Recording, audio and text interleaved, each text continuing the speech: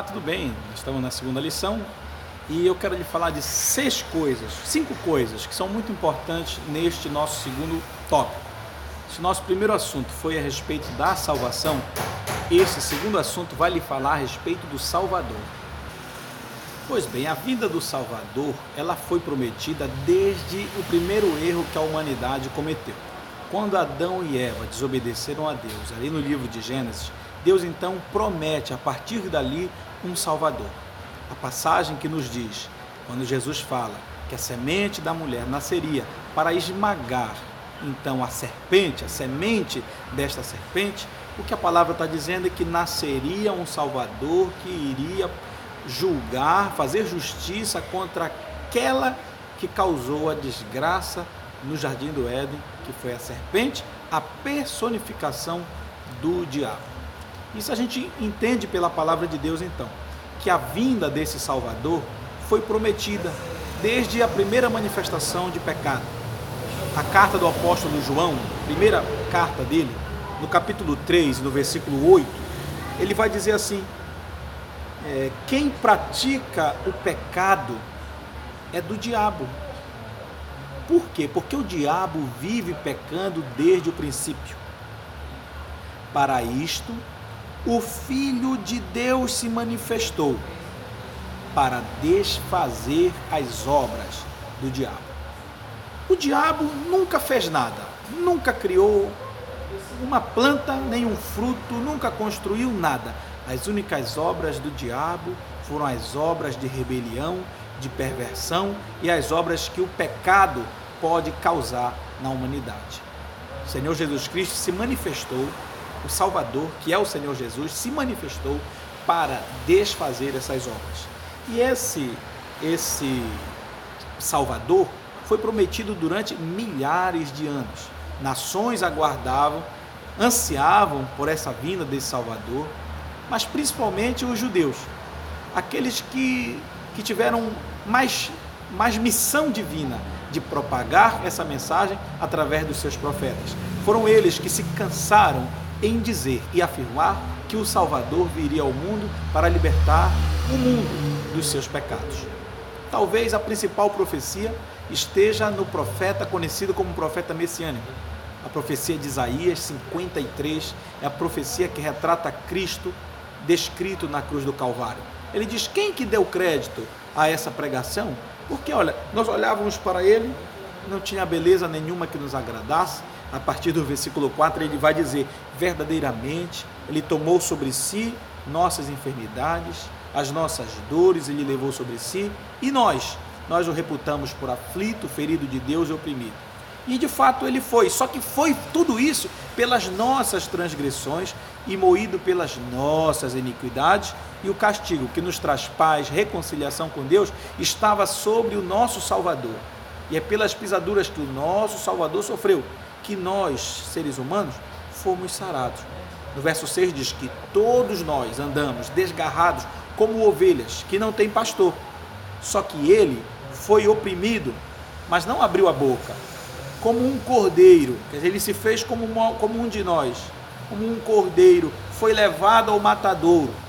E como a ovelha muda perante os seus tosqueadores, ele não abriu a boca. Então veja, essa descrição é a profecia do nosso Senhor Jesus Cristo, o Salvador, fazendo aquele sacrifício de amor na cruz do Calvário para nos salvar. Há cerca de 2000 anos esse Salvador veio ao mundo, nasceu de uma virgem, foi concebido pelo poder do Espírito Santo e nasceu de uma virgem. Ele nasceu em Belém de Judá, como ensina as Escrituras, e o nascimento dele foi anunciado e saudado pelos anjos, como também ensina as profecias, os textos de Mateus. Você deve já ter visto as encenações das festas natalinas.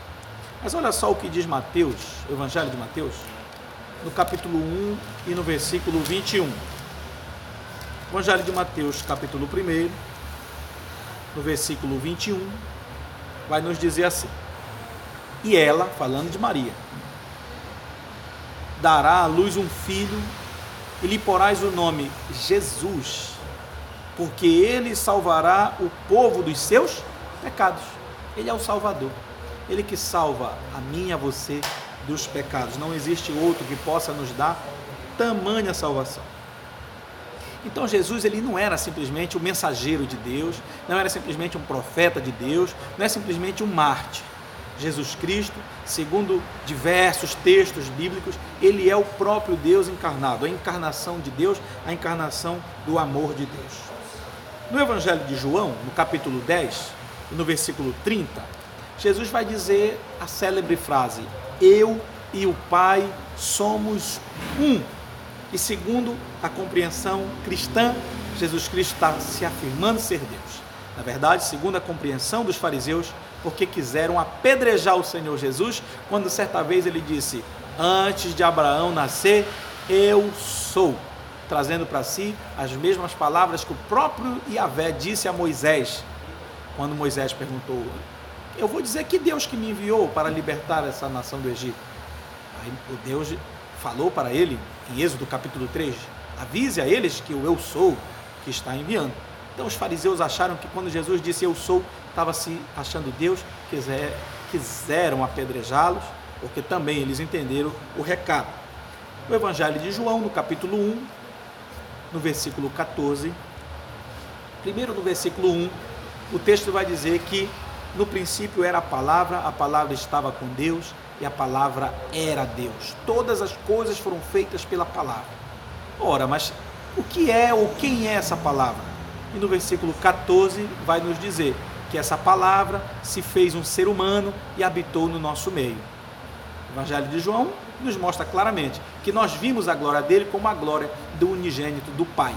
Era o próprio Senhor Jesus, que era a palavra, que estava com Deus e que era Deus, segundo o testemunho da mesma Escritura. Então, esse Salvador já se manifestou ao mundo, já pagou um alto preço para nos salvar e se revelou ser o próprio Deus. No terceiro tópico de hoje, nós vamos ver que os judeus, entretanto, não reconheceram Jesus como Deus, nem como Messias, nem como Salvador, porque eles acabaram desvirtuando a mensagem da esperança.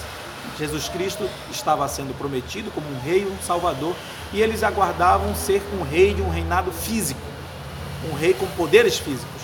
Mas Jesus não veio instaurar reinado físico, mas ele veio instaurar um reinado espiritual e eterno.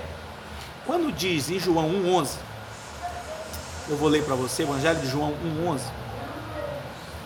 quando diz, veio para o que era seu, está falando do povo judeu,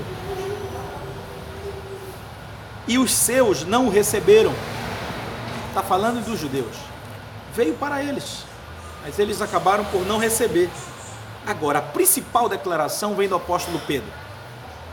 Veja, não é uma compreensão minha, é do próprio apóstolo Pedro, em Atos, capítulo 3, no versículo de número 13, o apóstolo Pedro vai dizer o seguinte: o Deus de Abraão e de Isaac e de Jacó, o Deus de nossos pais, glorificou a Jesus, glorificou a seu Filho Jesus, a quem vocês entregaram e perante a face de Pilatos negaram, tendo ele determinado que fosse solto. Pilatos determinou que fosse solto, mas vocês, ele disse aos judeus, vocês entregaram. Vocês negaram diante da face de um romano o Salvador de vocês. O próprio Pedro acusa os judeus de não terem aceitado a Jesus Cristo como Salvador. Então Jesus, ele foi morto na cruz, e ele foi morto como um sacrifício consciente. Ninguém foi lá e o matou, ele se entregou para ser morto, para nos salvar. Ele mesmo disse, ninguém tira a minha vida eu mesmo a dou. Gálatas capítulo 1, o apóstolo Paulo escreve, no versículo 4, vai dizer, o qual se deu a si mesmo, veja, o Cristo se entregou, ninguém foi lá e o roubou, por nossos pecados, para nos livrar do presente século, segundo a vontade de Deus. Ele fez tudo isso para nos livrar, lembre, ele é o nosso Salvador. E em 1 Pedro 2,24, a palavra vai nos ensinar, 1 Pedro 2,24, vai dizer que, levando ele mesmo em seu corpo os nossos pecados sobre o madeiro, para que, mortos para os pecados, pudéssemos viver para a justiça. Para que, mortos para o pecado, por conta do sacrifício do Senhor, a gente pudesse viver para a justiça. Quarta lição é que quando Cristo morreu, ele ressuscitou ao terceiro dia. Assentou-se à direita de Deus Pai Todo-Poderoso. Ressuscitou num dia de domingo, no primeiro dia da semana, tomou sobre ele as honras que ele já havia, que ele já tinha antes mesmo da fundação do mundo, apareceu ali para os seus discípulos, cerca no total de 500 pessoas, lhes disse expressivamente que eles ficassem em Jerusalém, que receberiam o poder do Espírito Santo. E por último, Jesus está agora lá nos céus, voltou para o lugar dele, ele mesmo falou a respeito disso, que se ele não fosse, ele não viria, mas ele disse: eu vou preparar lugar e voltarei para pegar vocês, em João 14:3, para que aonde eu estiver, vocês estejam também. Em Atos 1:8-11, o historiador vai registrar que quando Jesus subiu aos céus, os seus discípulos ficaram olhando para cima, 2 anjos apareceram ali naquele lugar e disseram para eles: vocês estão olhando para cima por quê? Por que vocês estão assustados com o sumiço do Salvador? Esse que vocês viram subir, vocês verão também ele descer, que assim como foi, ele também vai voltar e voltar para buscar vocês. E a igreja está hoje nesta comunhão, neste aguardo do nosso Senhor Jesus Cristo, mas confiando nas palavras dele, que disse: eu estarei com vocês todos os dias. Ele não foi embora, continua entre nós, está no nosso meio. Ele disse: onde tiver 2 ou 3 reunidos no meu nome, lá eu vou me encontrar. Ele está agora com você, onde você se encontra, assistindo este vídeo, estará num culto daqui a pouco aqui na nossa igreja, e aonde se reunirem pessoas no nome dele, ele lá se encontra. Se encontra quando alguém está sozinho em oração, se encontra quando as pessoas acham que estão sozinhas também nas suas tribulações. Ele nos prometeu: estarei com vocês todos os dias da vida de vocês. Acredite no teu Salvador, foi prometido desde o início do mundo, cumpriu-se as profecias a respeito dele, ele veio de fato, se entregou na cruz do Calvário para morrer no seu lugar, ressuscitou ao terceiro dia, está à direita de Deus Pai Todo-Poderoso e cumpre suas promessas, estando no nosso meio sempre. E veja, ele voltará para buscar, arrebatar a sua igreja, onde nós estaremos com ele para todo sempre.